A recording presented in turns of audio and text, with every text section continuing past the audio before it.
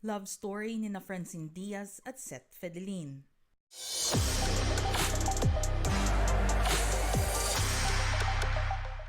May namumuo nga bang tensyon sa pagitan ni na Andrea Brillantes at Francine Diaz? Friendship over na nga ba para sa original Gold Squad members na ito? Iyan ang usap-usapan matapos na mabalitang nag-unfollow ang dalawa sa isa't isa sa social media platform na Instagram. Ang dahilan ng umano'y pag-unfollow na ito ay isang Facebook post sa account ng ina ni Francine na nagpapakita sa pamilya nila na magkasamang ipinagdiwang ang pagpasok ng bagong taon. Sa litrato ring iyon makikita na naroon ang kasamahan nitong si Seth Fedelin na siya namang ka-love team ni Andrea Brillantes. Sa ngayon, naka-private na ang nasabing account ng nanay ng aktres. Kung inyong maaalala, sa isang TV interview ni Andrea noong March 2020, sinabi nito kung ano ang nararamdaman niya para kay Seth. Ayon kay Andrea, nasa dating stage sila ni Seth at gusto munang kilalanin ang binatang aktor. Inamin din ni Seth na may crush siya kay Andrea at itinuturing nilang special friends ang isa't isa. Matatandaan na nagsimulang magkasama sa seryeng Kadenang Ginto sina Seth Fedelin, Andrea Brillantes, Kyle Echari at Francine Diaz noong 2018 na kinalaunan ay binigyan ng pangalang Gold Squad ang kanilang grupo. Dito rin unang nabuo ang pagkakaibigan ng apat na young actors na tinangkilik ng maraming fans.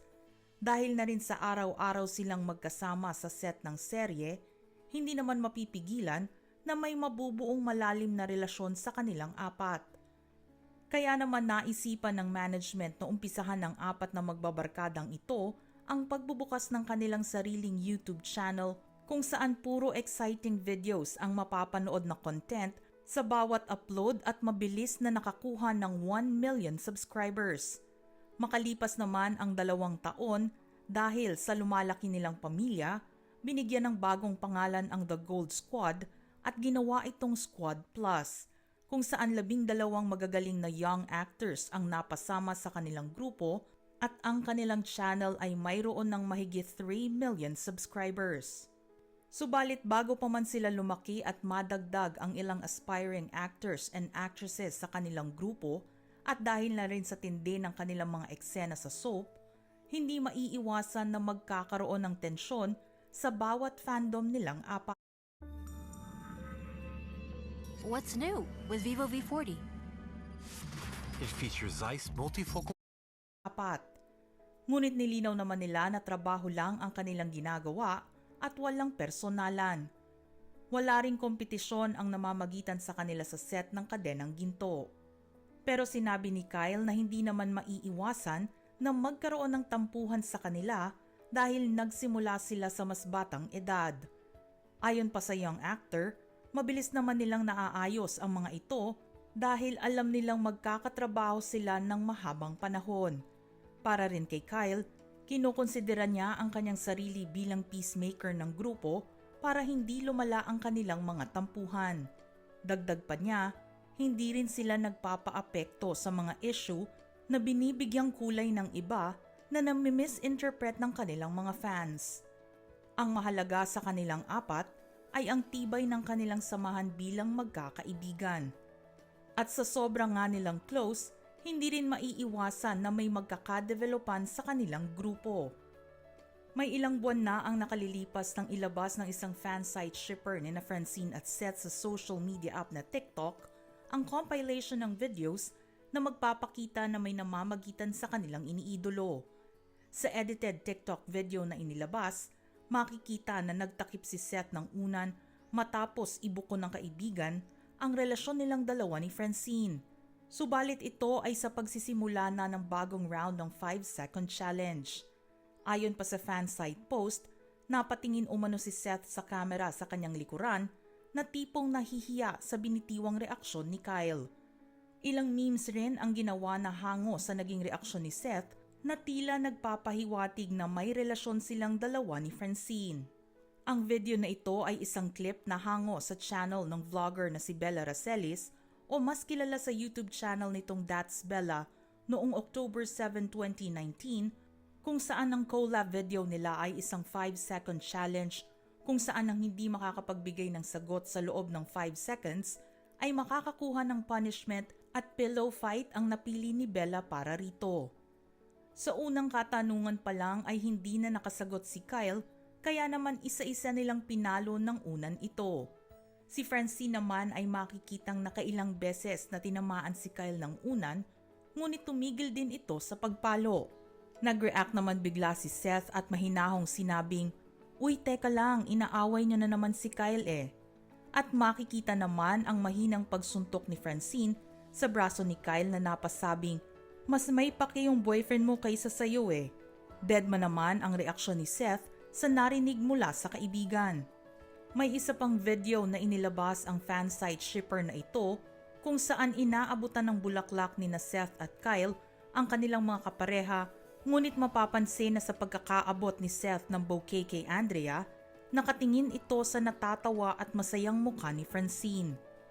May ilang beses din na mapapansin na nakatingin lang si Seth kay Francine sa bawat kilos nito sa kabuuan ng video na iyon. August 27, 2021 naman ini-upload ang nasabing video.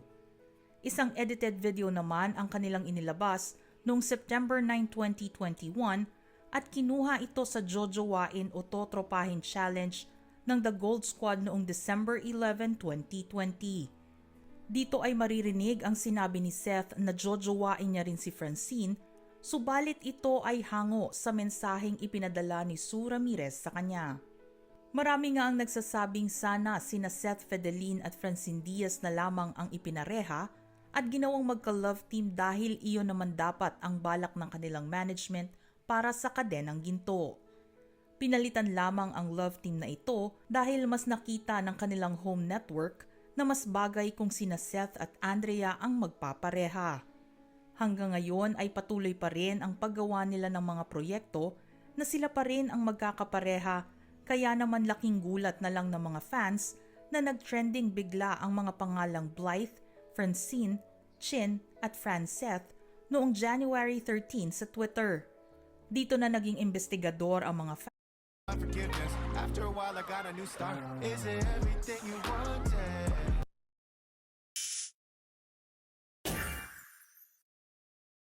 Queen, double, diamond.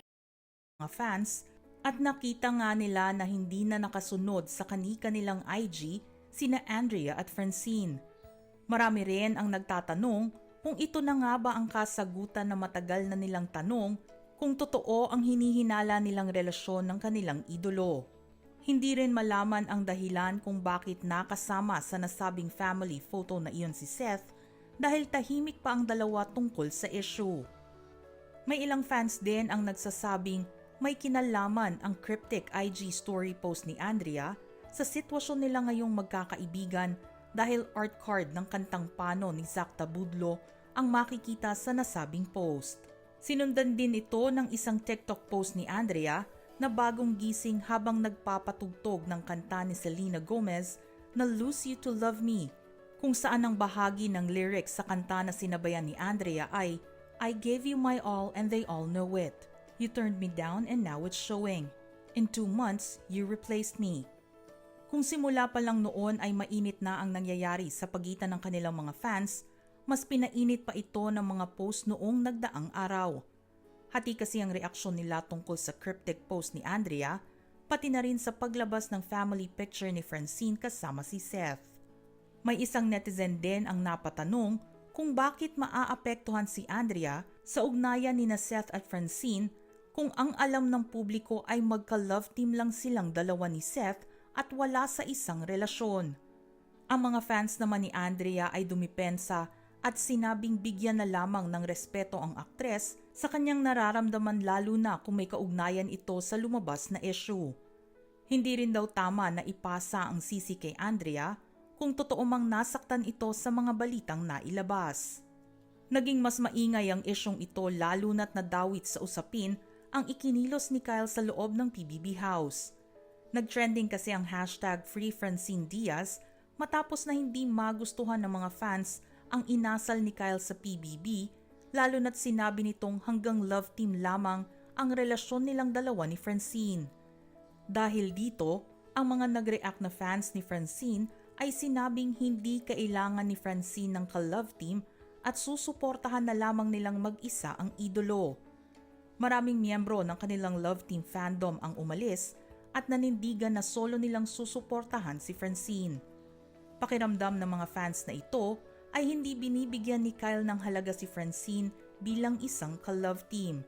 Hindi rin naman nagpatalo ang mga fans ni Kyle na nasabing huwag bastang mag-react, iwan at husgahan ng aktor dahil si Francine ang una nitong sinabihan na papasok siya sa bahay ni Kuya bilang isang housemate.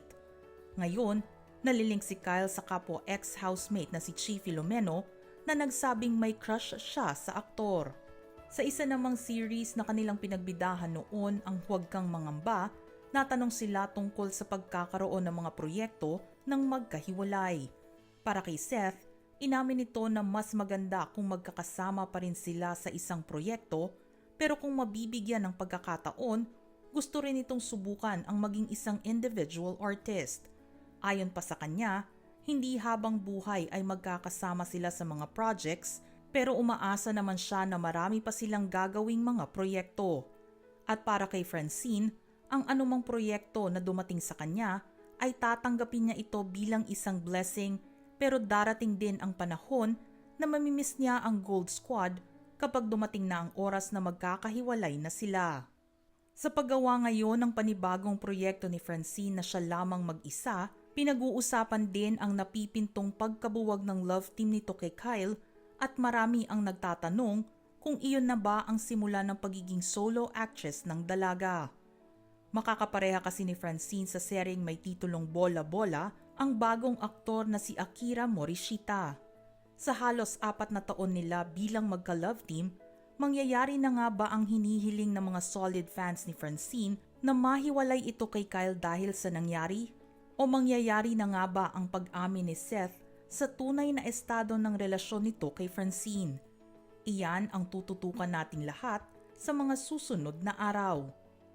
Mga ka-showbiz peeps, ano ang inyong reaksyon sa ating paksa ngayon?